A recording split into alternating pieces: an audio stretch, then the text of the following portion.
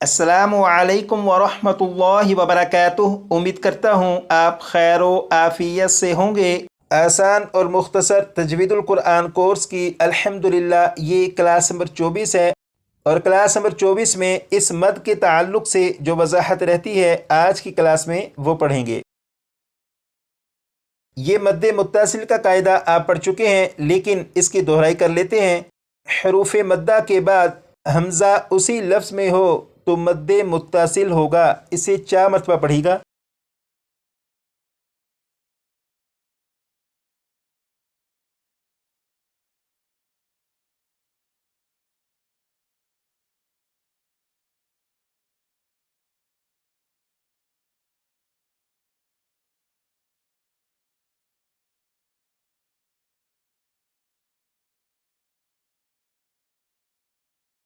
अब यहाँ पर देखें, यहाँ पर ये अलिफ, अलिफ से पहले ज़बर है, लिहाजा ये अलिफ मद्दा हुआ। अलिफ मद्दा के बाद हमज़ा इसी लफ्ज़ में मौजूद है। जब अलिफ मद्दा के बाद हमज़ा इसी लफ्ज़ में मौजूद है तो यहाँ मद्द मुत्तसिल होगा, और ये जो ऊपर मद मौजूद है ये मद्द मुत्तसिल की अलामत है।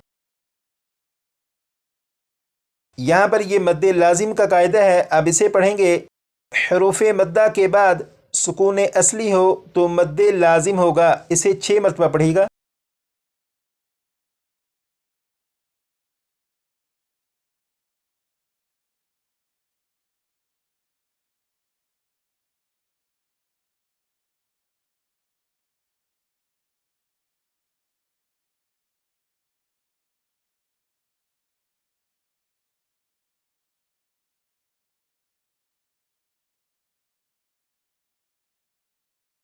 अब यहाँ से पढ़ेंगे।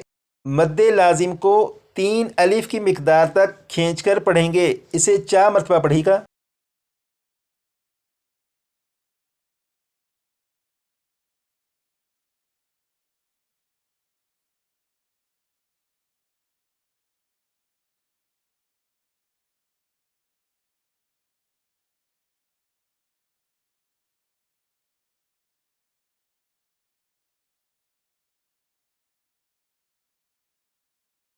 यहाँ पर आपने पढ़ा हरूफ मद्दा। हरूफ मद्दा के बारे में यकीनन आपको मालूम है। यहाँ पर आपने पढ़ा सुकून असली। सुकून असली के बारे में क्लास नंबर 23 में तफसील के साथ वजाहत अर्ज की गई है, लेकिन अगर आप यहाँ पर देखें, यहाँ पर यह है बा। बा के ऊपर ये जो अलामत मौजूद है ये जज्म है, और जज्म का दूसरा नाम सुकून है, और इसी को सुकून असली कहते हैं। इसी तरह यहाँ पर देखें, यह है बा, और बा के ऊपर तशदीद है, और आपको मालूम है जिस हर्फ के ऊपर तशदीद हो वो एक नहीं बल्कि 2 हर्फ होते हैं, पहला साकिन दूसरा मुतहर्रिक। तो यहाँ पर पहला जो बा है वो साकिन है क्योंकि उसके ऊपर जज्म है, और वो जो जज्म है वो सुकून असली है। तो इसका मतलब ये हुआ कि यहाँ पर बा के ऊपर अगर तशदीद है तो यहाँ पर भी सुकून असली मौजूद है। ये जो कायदा आपने पढ़ा, अब इसके मतलब को समझते हैं कि इसमें बात हो क्या रही है। जैसे हरूफ मद्दा के बाद सुकून असली हो तो मद्द लाजिम होगा। इसका मतलब ये है,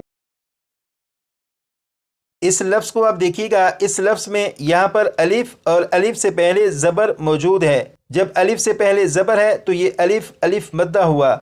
अलिफ मद्दा के बाद फ़ा के ऊपर तशदीद है। जब अलिफ मद्दा के बाद फ़ा के ऊपर तशदीद है, इसका मतलब ये हुआ कि अलिफ मद्दा के बाद सुकून असली है। जब अलिफ मद्दा के बाद सुकून असली है तो यहाँ पर मद्द लाजिम का कायदा होगा, और ये जो ऊपर मद मौजूद है यहाँ पर ये मद्द लाजिम की अलामत है। ये तो आपको मालूम हो चुका कि यहाँ पर मद्द लाजिम का कायदा होगा, लेकिन सवाल ये है कि मद्द लाजिम को पढ़ेंगे किस तरह। तो इस सवाल का जवाब यहाँ पर लिखा है, मद्द लाजिम को 3 अलिफ की मिकदार तक खींचकर पढ़ेंगे।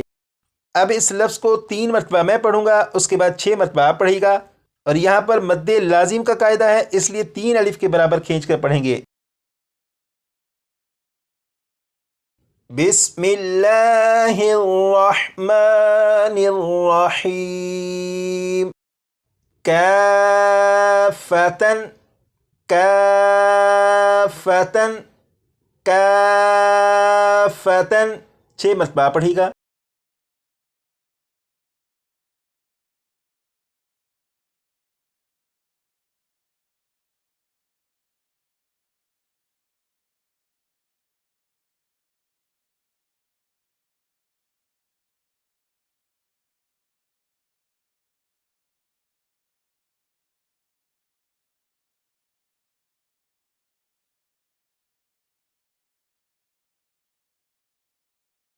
اب یہاں پر دیکھیں یہ جو لفظ ہے اس لفظ میں یہاں پر الف، الف سے پہلے زبر ہے، لہٰذا یہ الف مدہ ہوا۔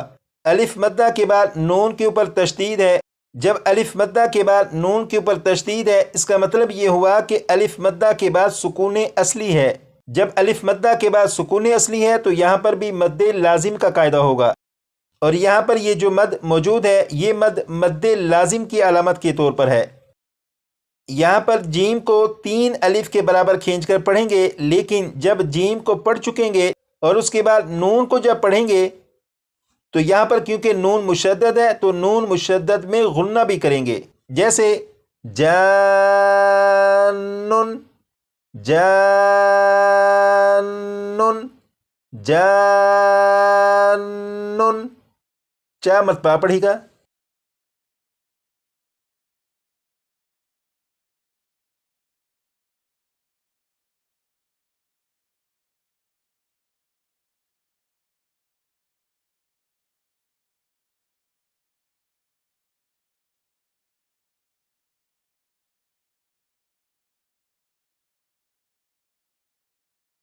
یہاں پر یہ جو مد موجود ہے یہ مد مد متصل کی علامت کے طور پر ہے، کیونکہ یہاں پر الف مدہ اور الف مدہ کے بعد حمزہ اسی لفظ میں ہے تو یہاں پر مد متصل کا قاعدہ ہوگا، اس لیے یہاں پر یہ جو مد ہے یہ مد مد متصل کی علامت کے طور پر ہے۔ اور یہاں پر یہ جو مد ہے یہ مد مد لازم کی علامت کے طور پر ہے، کیونکہ یہاں پر الف مدہ کے بعد سکون اصلی ہے، اس لیے یہاں پر مد لازم کا قاعدہ ہوگا، تو یہ جو مد ہے یہ مد مد لازم کی علامت کے طور پر ہے۔ اب آپ یہاں پر دیکھیں یہاں پر صاد اور صاد کے اوپر بھی مد ہے، قاف، قاف کے اوپر مد، میم، میم کے اوپر بھی مد۔ اب یہاں پر یہ مد موجود ہیں لیکن یہاں پر مد متصل یا مد لازم کی کوئی علامت نہیں، پھر بھی یہ مد موجود ہے، تو سوال یہ ہے کہ یہاں پر یہ مد کون سی ہے؟ تو اس کا جواب جاننے کے لیے آپ یہاں پر دیکھیے گا، یہاں پر دیکھیں یہ جو حرف ہے یہ ہے صاد، اس کے اوپر یہ جو مد ہے یہ مد مد لازم کی علامت ہے، کیونکہ اگر آپ اس حرف کو پڑھیں صاد کو تو جب صاد پڑھیں گے تو 3 حروف ادا ہوں گے، اور وہ 3 حروف یہاں پر ہیں صاد، الف، دال۔ اب اس میں آپ دیکھیں یہاں پر الف، الف سے پہلے زبر ہے، جب الف سے پہلے زبر ہے تو یہ الف مدہ ہوا، الف مدہ کے بعد دال کے اوپر جزم ہے، اور دال کے اوپر یہ جو جزم ہے اسے سکون کہتے ہیں، اور یہی سکون اصلی ہے۔ الف مدہ کے بعد جب سکون اصلی ہے تو یہاں پر مد لازم ہوگا، اور یہ جو اوپر مد موجود ہے یہ مد لازم کی علامت ہے، اسی لیے یہاں پر یہ جو حرف ہے صاد، اس حرف کے اوپر یہ جو مد ہے یہ مد لازم کی علامت ہے۔ یہاں پر عین کے اوپر یہ جو مد موجود ہے یہ مد مد لازم کی علامت نہیں، اس کے بارے میں کلاس نمبر 25 میں پڑھیں گے۔ اس کے علاوہ بقیہ جس حرف کے اوپر یہ مد موجود ہے یہ مد مد لازم کی علامت ہے۔ آپ نے کلاس نمبر 21 سے کلاس نمبر 24 تک مد کے 3 قاعدے پڑھے، ان تینوں قاعدوں کو میں آخر میں لگا دیتا ہوں، اگر آپ انہیں پڑھ کر مزید پختہ کرنا چاہیں تو پڑھ لیجئے گا۔ اور ایک آخری بات وہ یہ کہ آپ یہ نہ سوچیے گا کہ ہم نے صرف قواعد پڑھے، قرآن پاک میں تو ان کی پریکٹس کی نہیں، تو یاد رکھیے گا کہ کلاس نمبر 40 کے بعد جو کلاسیں شروع ہوں گی ان میں قرآن پاک کا ہی سبق پڑھنا ہے، تو ان قواعد کی بنیاد پر ہی قرآن پاک کے پڑھنے میں بہتری آئے گی انشاءاللہ تعالی۔ آج کے لیے اتنا ہی، مزید کلاس نمبر 25 میں